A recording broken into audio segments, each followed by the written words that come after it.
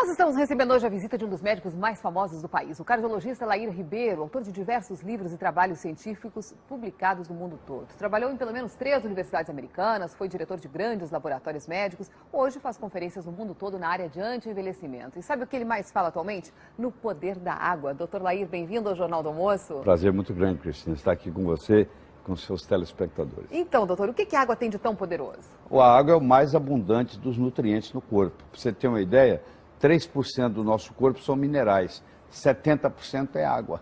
Qualquer água é água? Não, qualquer água não. A água, para fazer bem, ela tem que ter 5 características importantes. E geralmente as pessoas se preocupam só com a primeira, que é a pureza. Tá? Esse é um aspecto importante, mas não é o suficiente. Segundo é o pH. O pH do sangue é 7,4. Toda vez que você tomar uma água que tem um pH menor que 7,4, o seu organismo vai ter que fazer um esforço para compensar isso.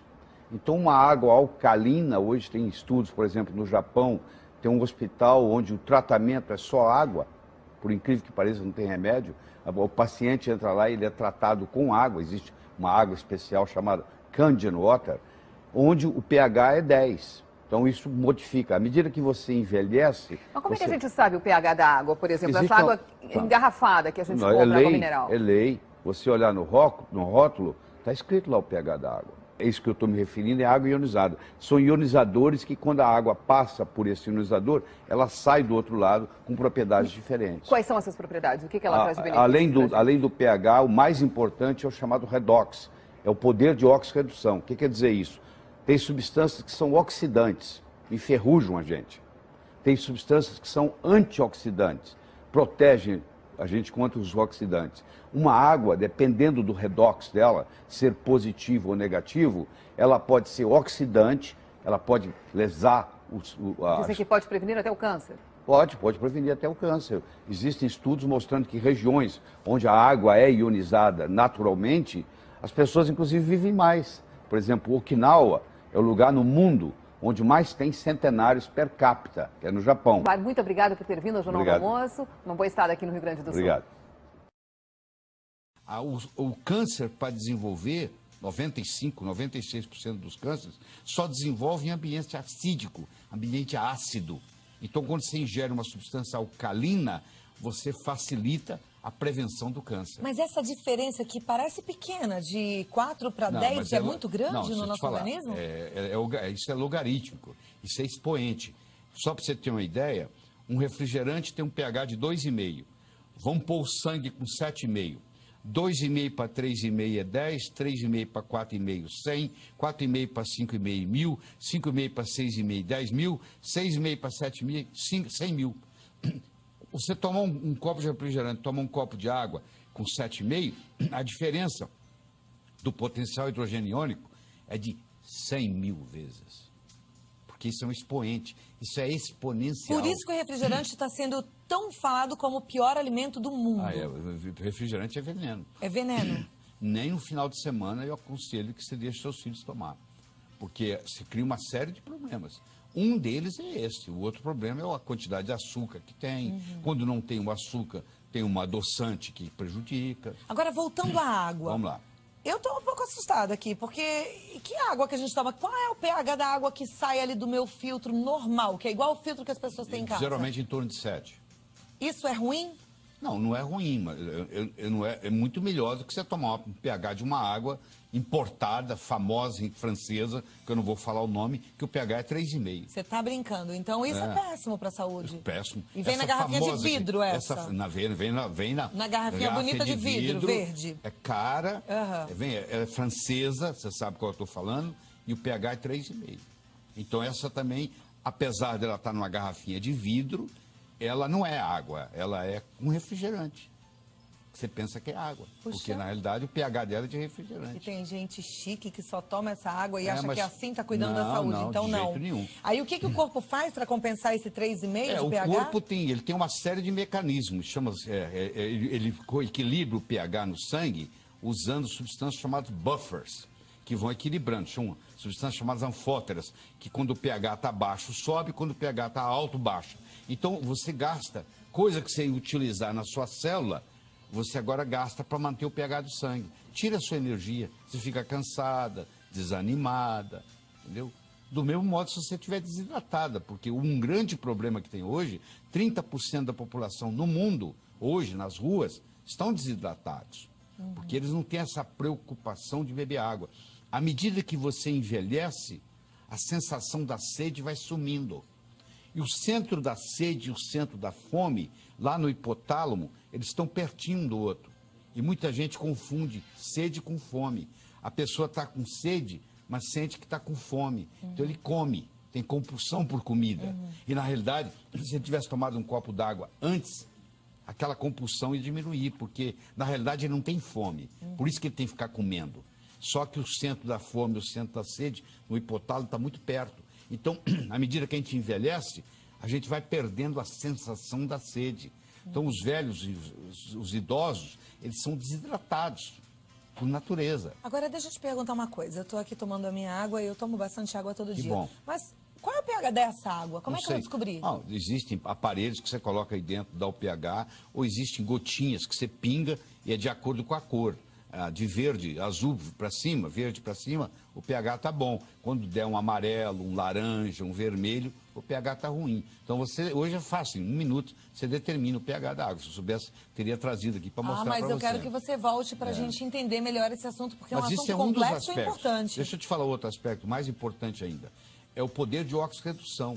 Tem água que é oxidante, tem água que é antioxidante. Tem água que envelhece você.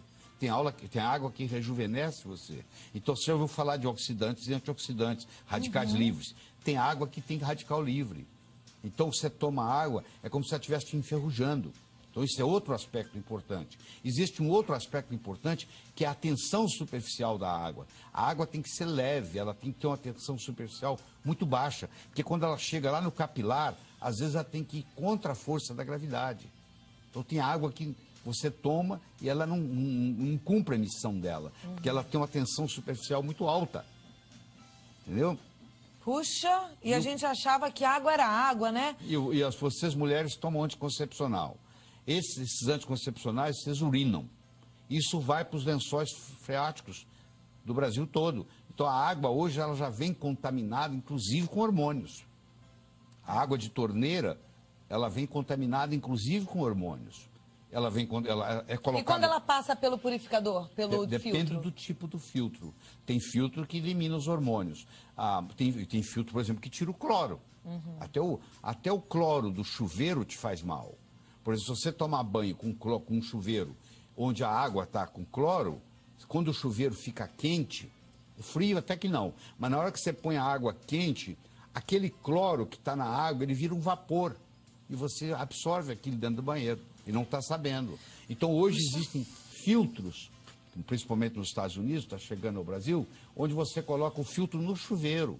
Então, só pelo cloro. Então, o filtro não deixa passar o cloro. Então, você toma um banho de chuveiro sem cloro. Aí você pode tomar banho de chuveiro quente, porque você não vai ter esse problema. A mesma coisa, Cláudia, em uma sauna úmida.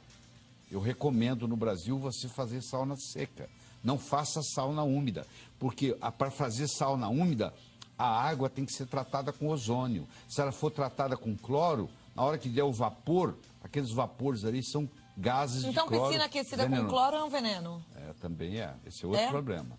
A piscina com cloro, se você nadar nela todo dia, você vai terminar com hipotiroidismo. Eu já tive caso recentemente de uma pessoa que nadava 3 vezes por semana durante 10 anos e estava com um quadro de hipotiroidismo gravíssimo, que ninguém fazia o diagnóstico, e essa pessoa estava intoxicada com cloro. Porque o cloro, ele briga com o iodo na sua tireoide. O flúor, o cloro, o bromo e o iodo são primo-irmãos.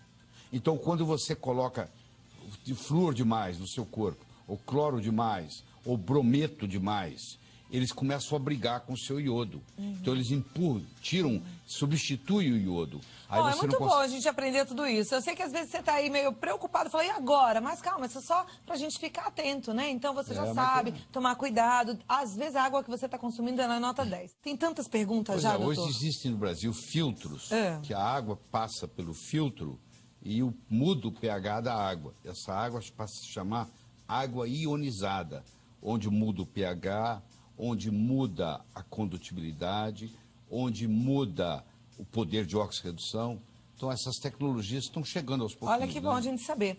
A pergunta é da Maria Elisa. Ela diz que tem 42 anos, está concorrendo aos livros, gosta muito de água com gás. Pergunta se faz mal para a saúde. Se o gás nasceu com a água, ou seja, se a fonte da água já é gasosa, não tem problema. Agora, se o gás é acrescentado na água, aí o pH baixa muito. Ela tem que ver qual é o pH da água gasosa que ela está tomando. A Daniela gostaria de saber se é seguro tomar água de mina. Não, depende da mina, porque existem minas que estão contaminadas.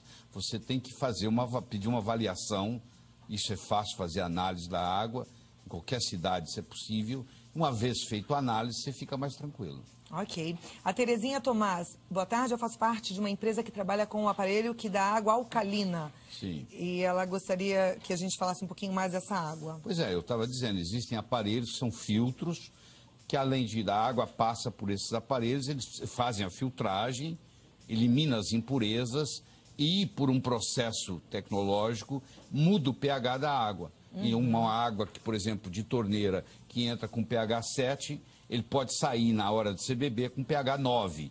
E aí faz aquela compensação. E além de mudar o poder de oxirredução, ela pode entrar uma água oxidante e sair do aparelho uma água antioxidante. E aí já complementa, isso já responde a pergunta da Terezinha Tomás, ela é de Belém, a turma toda de Belém está assistindo ao programa hoje. Ela pergunta diz que lá a água é contaminada, ácida, e se esse aparelhinho deixaria a água alcalina e boa, esses sim, né? filtros, em geral, mudam o pH, além de cuidar da impureza, muda o pH. Você tem que tomar cuidado para ver que filtro que você vai adquirir. A Patrícia do Carmo, ela é de Eunápolis, na Bahia. Ela diz que comprou um filtro de barro e a água está com um gosto horrível de barro. Pode fazer mal à saúde? É difícil, porque eu não sei qual o filtro que ela adquiriu. Mas filtro de barro é uma coisa não boa? Não necessariamente é ruim, não. Não necessariamente é ruim. Agora, tecnologicamente, não tem os mesmos recursos desses filtros que ionizam a água. É uma questão de o que você vai dirigir, uma bicicleta ou um carro, né? Okay. A bicicleta também te leva de um lugar para o outro. Mas não leva do mesmo jeito que um carro leva. É diferente. Né? A Maravuashi, ela diz que a avó adora o programa e está perguntando se água de coco a gente pode beber todos os dias. Claro que pode. Aliás, um dos meus DVDs que eu entreguei para você aí é sobre as vantagens do coco. O coco substitui até o leite materno. Pra você ter uma ideia, o leite materno é importante porque tem 19% de ácido láurico. O coco tem 47%. Pode ser o de caixinha? Não. Pode ser o de latinha? Não, tem que ser o natural. Coco, tirado do pé. Porque os outros têm conservantes. Então, se você tomar todo dia, você também vai estar ingerindo um conservante que pode ser toxina todos os dias. O que eu sou a favor é do coco natural. Você tem que tomar cuidado com os filtros de destilação. Eles podem ser úteis para você fazer um detox de uma semana, mas não é para você usar o resto da vida. Você vai dizer assim, mas na Arábia Saudita não tem água, eles pegam a água do mar, faz destilação dela. Mas eles fazem remineralização dela. Eles tiram tudo, inclusive o sal, e depois repõem nas proporções certas. Eles fazem a destilação, mas fazem a remineralização. Aí sim, se eu pegar uma água de osmose reversa e acrescentar os minerais de volta, tudo bem. Então, eu tenho que ter um filtro. Ele tem que tirar a sujeira, que é a primeira coisa, característica importante da água, é a pureza. Ela tem que ser pura.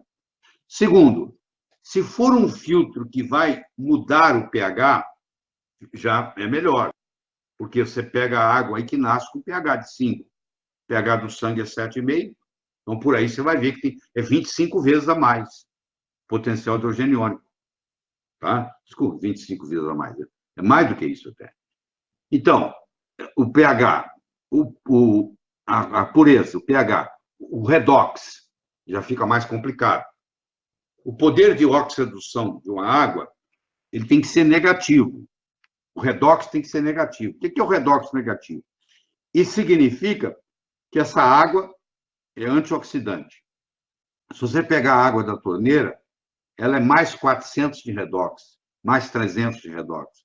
Ela é altamente oxidante. Se você deixar um ferro lá fora, expor ele lá por 48 horas, ele vai enferrujar. ele vai oxidar. Se eu tomar uma água que é oxidante, ela vai oxidar meu corpo. Eu vou envelhecer mais rápido. Eu tenho que tomar uma água que seja antioxidante. Se eu pego uma água de mina, lá em cima, na mina onde ela nasce, ela tem um redox negativo.